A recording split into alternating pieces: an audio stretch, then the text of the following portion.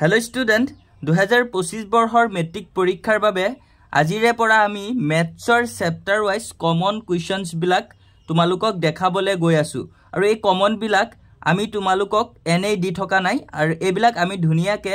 বহুতো question paper আৰু আগৰ প্ৰিভিয়াস ইয়াৰৰ কুৱেশ্যন পেপাৰ বিলাক আমি ভালকে চাই আৰু হাফ ইয়াৰলি তোমালোকৰ সেকেন্ড ইউনিট টেষ্ট এইবোৰ কুৱেশ্যন পেপাৰ আমি বহুত ডিসকাস কৰাৰ পিছত আমি এই কুৱেশ্যনছ বিলাক সিলেক্ট কৰিছো তোমালোকৰ কিন্তু তো তোমালোকৰ মেথছৰ প্ৰথম 4টা চেপ্টাৰ অলপ ইজি আছে তো এই প্ৰথম 4টা চেপ্টাৰ তোমালোকে ভালদৰে গুটেইখিনি কৰিবলৈ ট্ৰাই কৰিবা কিয়নো তাতে মানে এটা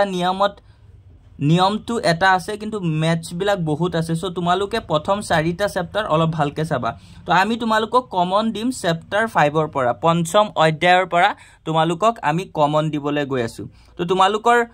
পঞ্চম অধ্যায়ৰ নামটো হৈছে সমান্তৰ প্ৰগতি তো ইয়াতে তোমালোকক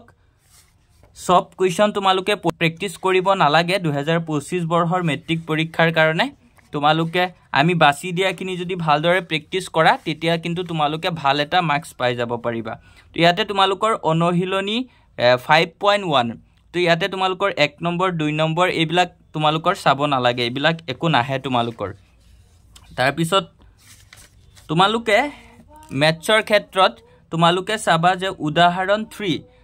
চেপ্টাৰ 5 ৰ উদাহৰণ 3 টো তোমালোকৰ বাবে বহুত ইম্পৰ্টেন্ট হয় 2,7,12 এটা সমান্তৰ প্ৰগতিটোৰ 10তম পদটো নিৰ্ণয় কৰা এই প্ৰশ্নটো তোমালোকৰ বাবে বহুত ইম্পৰ্টেন্ট হয় তোমালোকে উদাহৰণ 3 টো চাবা আৰু লগতে তোমালোকে উদাহৰণ 5 টো কিন্তু তোমালোকৰ বহুত ইম্পৰ্টেন্ট হয় তোমালোকে উদাহৰণ 5 টো এক্সাম্পল 5 টো তোমালোকে চাবা তাৰ পিছত আকৌ তোমালোকে এক্সাম্পল 7 দুটা অংক বিশিষ্ট সংখ্যাৰ কিমানটা 3 ৰে বিভাজ্য এটো তোমালোকৰ ইম্পৰ্টেন্ট হয় আকৌ এক্সাম্পল 8 টো ইমান ইম্পৰ্টেন্ট নহয় তোমালোকে চাব নালাগে এটো তাৰ পিছত ডাইৰেক্ট তোমালোকে চাবা উদাহৰণ 10 টো তোমালোকৰ বাবে ইম্পৰ্টেন্ট হয় 2025 বৰ্ষৰ মেট্ৰিক পৰীক্ষাৰ বাবে তাৰ পিছত আকৌ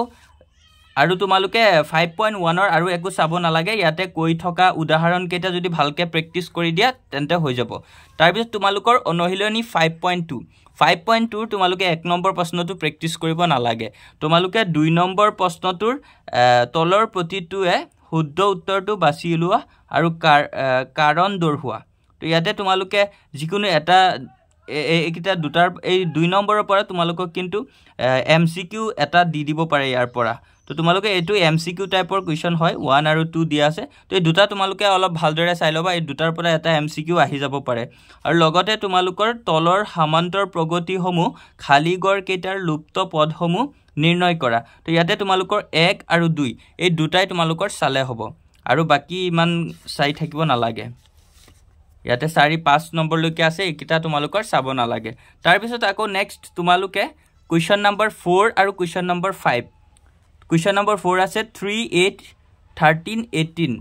সমান্তৰ প্ৰগতিটোৰ কোনটো পদ 78 তো এটো ইম্পৰ্টেন্ট হয় 4 নম্বৰ কুৱেশ্চনটো তোমালোকৰ বাবে বহুত ইম্পৰ্টেন্ট হয় তাৰ পিছত আকৌ তোমালোকৰ 5 নম্বৰ কুৱেশ্চনটো ইম্পৰ্টেন্ট হয় আকৌ তোমালোকৰ 6 নম্বৰ প্ৰশ্নটো তোমালোকৰ কৰিব নালাগে এটো ইম্পৰ্টেন্ট নহয় 7 নম্বৰ প্ৰশ্নটো তোমালোকৰ ইম্পৰ্টেন্ট হয় 8 নম্বৰ 9 কুৱেশ্চন নম্বৰ 9 টো ইম্পৰ্টেন্ট 10 11 টো তোমাৰ ইম্পৰ্টেন্ট নহয় হিমান সো তোমালোকে 10 and 11 কুৱেশ্চন টো প্ৰেক্টিস কৰিব নালাগে কুৱেশ্চন নম্বৰ 12 13 14 এই তিনিটা কুৱেশ্চন কিন্তু তোমালোকৰ বাবে ইম্পৰ্টেন্ট হয় আৰু লাষ্ট তোমালোকৰ 18 নম্বৰ কুৱেশ্চন টো ইম্পৰ্টেন্ট হয় তো তোমালোকে 5.2 ৰ পৰা আমি ইয়াতে ৰেড কালাৰ ৰাউন্ড কৰি দিয়া কুৱেশ্চন কেটা ধুনিয়াকে ভালকে চাবা প্ৰেক্টিস কৰিবা তেতিয়া তোমালোকৰ 5.2 ৰ বাবে হৈ যাব আৰু 19 20 এই কেটা নালাগে তোমালোকৰ এইকিটা ইমান তেনেকা ইম্পৰ্টেন্ট নহয় তো তাৰ পিছত আমি নেক্সট আগবাঢ়িছো ইয়াতে তোমালোকে এটা এক্সাম্পল পাবা এক্সাম্পল 11 তো এটো তোমালোকে চাই লবা এটো ইম্পৰ্টেন্ট হয় তাৰ পিছত আকৌ এক্সাম্পল 15 টো তোমালোকে অলপ ভালদৰে চাই লবা এটো শৰ্ট হয় বহুত শৰ্ট এটা ম্যাথছ হয় একদম ইজি আছে তোমালোকে ভালদৰে চালে এবাৰ বুজি পাই যাবা তাৰ পিছত তোমালোকৰ আহি গল 5.3 তো 5.3 তোমালোকৰ 1 নম্বৰটো ইম্পৰ্টেন্ট নহয় কৰিব নালাগে 2 নম্বৰটো ইম্পৰ্টেন্ট নহয় 3 নম্বৰ এইকেইটা তোমালোকৰ এটাও কৰিব নালাগে এইবিলাক কেতিয়াও নাহে তো ইয়াতে তোমালোকৰ ইম্পৰ্টেন্ট হ'ব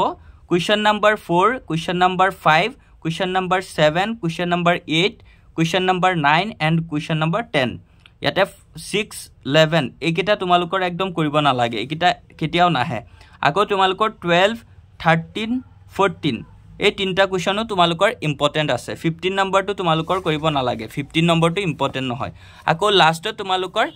16 নম্বৰ কোৱেশ্যনটো বহুত ইম্পৰ্টেন্ট হয় 17 18 এবিলাক তোমালোকৰ কৰিব নালাগে 19 20 এবিলাক এনেই এৰি দিবা এবিলাক কোনো ইম্পৰ্টেন্ট নাই তোমালোকে কৰিব নালাগে তো ছাত্ৰ ছাত্ৰীসকল পঞ্চম অধ্যায়ৰ ইয়াতে আমি দেখাই দিয়া ম্যাথছ খিনি তোমালোকৰ বাবে বহুত ইম্পৰ্টেন্ট হয় গতিকে তোমালোকে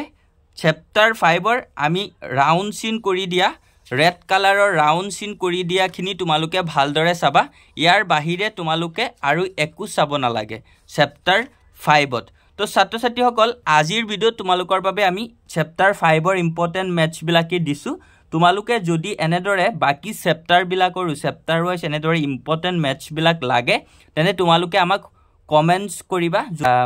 20 প্লাস ষ্টুডেন্টে আজিৰ ভিতৰতে কমেন্ট কৰি দিয়া তেন্তে আমি এনেদৰে প্ৰতিদিনা তোমালোকৰ বাবে দুটা তিনটাকে চ্যাপ্টাৰ কমন কোৱেশ্যনছ বিলাক আমি লৈ আহিম আৰু ছাত্ৰ ছাত্ৰীসকল তোমালোকে যদি আইএইচ টেক আসামত আজি নতুন আহিছা তেন্তে আমাৰ এই চেনেলটো কিন্তু সাবস্ক্ৰাইব কৰিবলৈ পাহৰি নাযাবা লগতে তোমালোকে